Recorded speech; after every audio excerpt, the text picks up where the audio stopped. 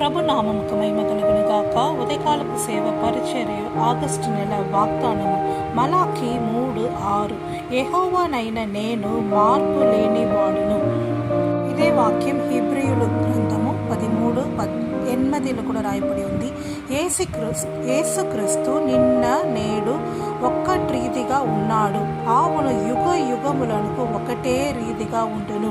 So దేవుడి పిల్లలారా, మనుషులు ఈరోజు ఒక మాట చెప్తారు, రేపు మారిపోతారు. కానీ ప్రభు ఏం చెప్తున్నారు? నేనే దేవుడు, నేనే ఒక్కటిగా ఉంటాను, నేను అస్సలు మారుడు. సో దేవుడి పిల్లలారా, మన ఆరాధించిన దేవుడు మారని వాడు.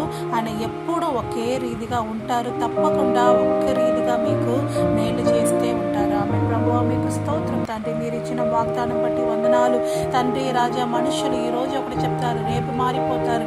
మీరు అలాంటి దేవుడు కాదు తండ్రి.